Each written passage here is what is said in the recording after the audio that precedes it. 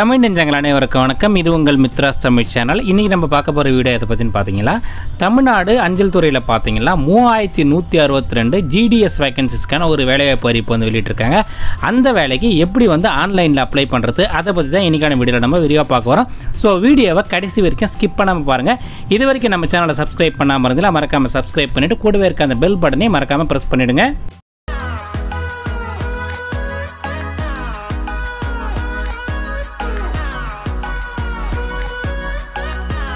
கூகுளில் போய்ட்டு appost.in/GDS online type பண்ணுங்கள். இந்த வெப்சைட் வந்து டிஸ்பிளே ஆகும். நான் இந்த வெப்சைட்டோட லிங்க் வந்து டிஸ்கிரிப்ஷனில் கொடுத்துருக்கேன். நீங்கள் அதையும் யூஸ் பண்ணி இந்த வெப்சைட்டுக்கு போகலாம். உங்கள் ஆன்லைன் அப்ளிகேஷனை ஃபில் பண்ணுறதுக்கு முன்னாடி டீட்டெயில்டு நோட்டிஃபிகேஷன் பார்த்தீங்கன்னா இந்த வெப்சைட்லேயே லெஃப்ட் சைட்லேயே கொடுத்துருக்காங்க.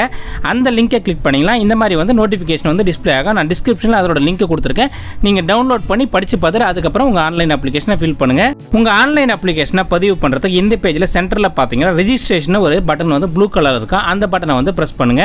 இந்த ரெஜிஸ்ட்ரேஷன் பேஜில் வந்து உங்கள் பேசிக் டீடைல்ஸை என்டர் பண்ணி நீங்கள் ரெஜிஸ்ட்ரேஷன் பண்ண வேண்டியது இருக்கும். ஃபஸ்ட்டு வந்து பார்த்தீங்கன்னா உங்கள் நேம் கேட்கும். உங்கள் 10th மார்க் ஷீட்டில் உங்கள் நேம் எப்படி இருக்கோ அதே மாதிரி வந்து தப்பு இல்லாமல் வந்து ஃபஸ்ட்டு வந்து நேம் ஃபீல்டில் உங்கள் நேமை வந்து என்டர் பண்ணுங்கள். அதுக்கடுத்து உங்கள் ஃபாதர் நேம் கேட்கும். அதையும் வந்து கரெக்டாக என்டர் பண்ணிவிடுங்க.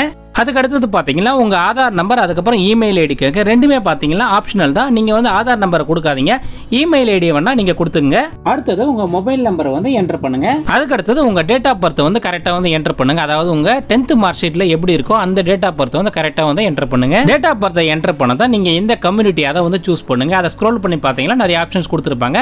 நீங்கள் எந்த கம்யூனிட்டி கேட்டகரியில் வரீங்க அதை வந்து கரெக்டாக வந்து செலக்ட் பண்ணுங்க.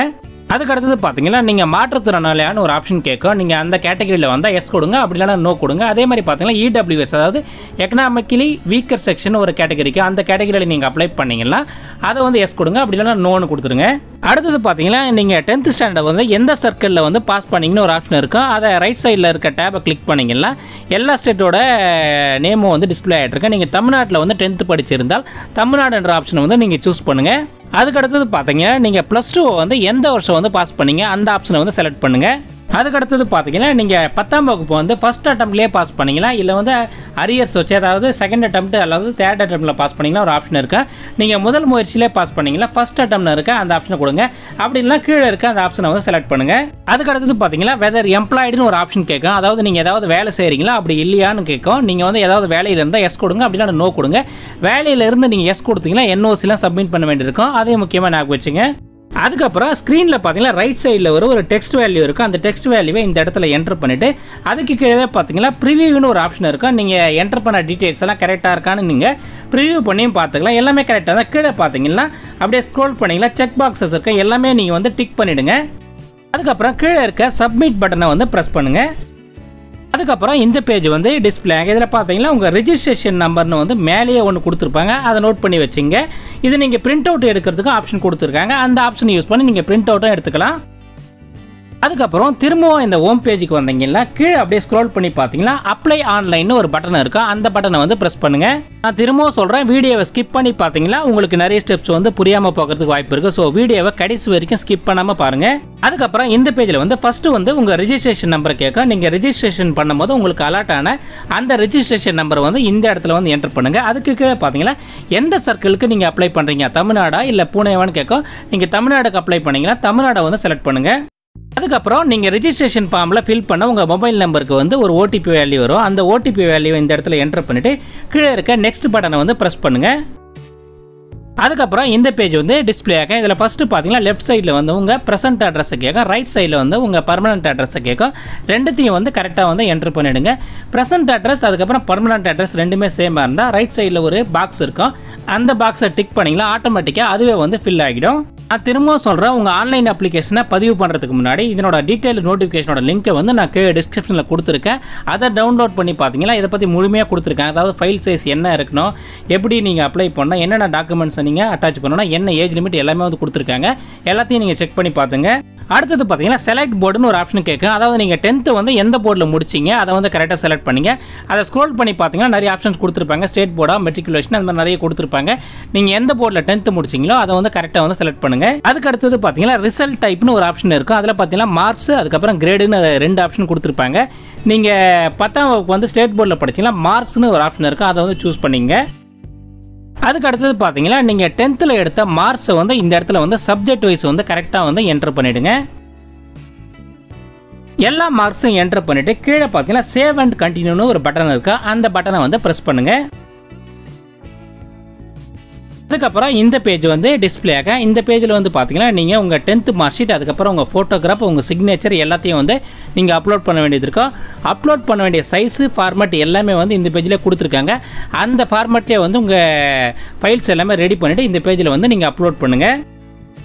ஃபஸ்ட்டு வந்து பார்த்தீங்கன்னா உங்கள் ஃபோட்டோகிராஃபை அட்டாச் பண்ண சொல்லுவோம், அதை வந்து அட்டாச் பண்ணுங்கள். அதுக்கு அடுத்தது பார்த்தீங்கன்னா உங்கள் சிக்னேச்சரை வந்து அப்லோட் பண்ண சொல்லுவாங்க, அதை அப்லோட் பண்ணுங்கள். அதுக்கு அடுத்தது பார்த்தீங்கன்னா உங்கள் SSLC மார்க் ஷீட்டை வந்து அப்லோட் பண்ணுங்கள். இந்த 3 சர்டிஃபிகேட் தான் மேண்டேட்டரியாக சொல்லியிருக்காங்க. கீழே பார்த்தீங்கன்னா கம்ப்யூட்டர் சர்டிஃபிகேட் அது மாதிரி நிறைய ஆப்ஷன்ஸ் கொடுத்துருக்காங்க. இன்கேஸ் நீங்கள் அந்த மாதிரி ஏதாவது சர்டிஃபிகேட்ஸ் வச்சிருந்தா அதையும் நீங்கள் இந்த பேஜில் அப்லோட் பண்ணலாம். அதுக்கப்புறம் அப்படியே ஸ்க்ரோல் பண்ணிங்களா கீழே பார்த்தீங்கன்னா நிறைய செக் பாக்ஸஸ் இருக்கா, எல்லாத்தையுமே வந்து நீங்கள் டிக் பண்ணிவிடுங்க. டிக் பண்ணிவிட்டு கீழே பார்த்தீங்கன்னா கண்டினியூன்னு ஒரு பட்டன் இருக்கா, அந்த பட்டனை வந்து ப்ரெஸ் பண்ணுங்கள். அதுக்கப்புறம் இந்த பேஜ் வந்து டிஸ்பிளே ஆகும். இதில் வந்து பார்த்தீங்கன்னா உங்கள் கம்யூனிட்டி சர்டிஃபிகேட் வந்து அப்லோட் பண்ண சொல்லுவாங்க, அதையும் வந்து கரெக்டாக இந்த பேஜில் வந்து அப்லோட் பண்ணிவிடுங்க. அதுக்கு அடுத்தது கீழே பார்த்தீங்கன்னா 2 டிக்ளரேஷன் கீழே 2 செக் பாக்ஸ் இருக்கும், அந்த 2 செக் பாக்ஸையும் டிக் பண்ணிவிட்டு கீழே இருக்க கண்டினியூன்னு இருக்க அந்த பட்டனை வந்து ப்ரெஸ் பண்ணுங்கள். அதுக்கப்புறம் இந்த பேஜ் வந்து டிஸ்பிளே ஆகும். இந்த பேஜில் பார்த்தீங்கன்னா நீங்கள் எந்தெந்த டிவிஷனில் வந்து அப்ளை பண்ண நினைக்கிறீங்களா, மொத்தமாக பார்த்தீங்கன்னா 5 டிவிஷன் கொடுத்துருப்பாங்க. 5 டிவிஷனையும் அந்த டேப்பை கிளிக் பண்ணிங்கன்னா எந்தெந்த டிவிஷனோட டீட்டெயில்ஸ் எல்லாமே வந்து கொடுத்துருப்பாங்க. அதில் நீங்கள் விருப்பமான உங்களுக்கு எது விருப்பமான ஃபஸ்ட்டு ஊரோ அந்த வந்து ஃபஸ்ட்டில் கொடுங்க. அதுக்கடுத்து செகண்ட், அது மாதிரி ப்ரிஃபரன்ஸ் படி நீங்கள் வந்து 5 டிவிஷனை வந்து செலக்ட் பண்ணுங்கள். அதுக்கு அடுத்தது பார்த்தீங்கன்னா செலக்ட் போஸ்ட்னு ஒரு டேப் இருக்கும், அந்த டேப்பை கிளிக் பண்ணிங்கன்னா எந்த டிவிஷனில் நீங்கள் அப்ளை பண்ணுறீங்களோ அந்த டிவிஷனில் வந்து எந்தெந்த ஊரில் வந்து என்ன வேகன்சி இருக்குது எல்லாமே வந்து கொடுத்துருப்பாங்க.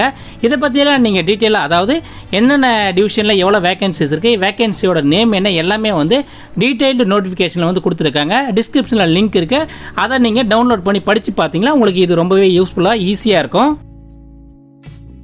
இதுக்கு அப்ளை பண்ணுறதுக்கான ஆன்லைன் அப்ளிகேஷன் ரெஜிஸ்ட்ரேஷன் லிங்க் பார்த்தீங்கன்னா 1/9/2020 அன்றைக்கி ஸ்டார்ட் ஆகிருக்கு. இதை அப்ளை பண்ணுறதுக்கான லாஸ்ட் டேட் பார்த்தீங்கன்னா 30/9/2020 அன்றைக்கி சொல்லியிருக்காங்க. எல்லாத்தையும் செலக்ட் பண்ணிவிட்டு கீழே பார்த்தீங்கன்னா சேவ் அண்ட் பிரிண்ட்னு ஒரு ரெட் கலரில் பட்டன் இருக்கா, அந்த பட்டனை வந்து ப்ரெஸ் பண்ணுங்கள். அதுக்கப்புறம் இந்த மாதிரி வந்து அப்ளிகேஷன் சப்மிட்டட் சக்ஸஸ்ஃபுல்லின்னு ஒரு மெசேஜ் வரும். அதுக்கப்புறம் பார்த்தீங்கன்னா உங்கள் அப்ளிகேஷன் வந்து இந்த மாதிரி ஜென்ரேட் ஆகிருக்கும். இதை நீங்கள் பிரிண்ட் அவுட் எடுக்கிறதுக்கும் ஆப்ஷன் கொடுத்துருக்காங்க, அதை யூஸ் பண்ணி நீங்கள் பிரிண்ட் அவுட்டும் எடுத்து வச்சுக்கலாம். இன்னொரு இம்பார்ட்டன்ட் விஷயம், இந்த கேண்டிடேட் பார்த்தீங்கன்னா SC/ST கேட்டகரியில் வராங்க, அதனால் பார்த்தீங்கன்னா இவங்களுக்கு எந்த வித ஃபீஸுமே கிடையாது. மற்ற கேட்டகரியில் வர எல்லாருக்குமே பார்த்தீங்கன்னா 100 ரூபாய் வந்து ஃபீஸ் சொல்லியிருக்காங்க. நீங்கள் அப்ளிகேஷனை சப்மிட் பண்ணுறதுக்கு முன்னாடி அந்த ஃபீஸை வந்து ஆன்லைன் மோடு இல்லை ஆஃப்லைன் மோடில் பே பண்ணிவிட்டு உங்கள் அப்ளிகேஷனை வந்து நீங்கள் சப்மிட் பண்ணணும். அதை முக்கியமாக ஞாபகம் வச்சுங்க.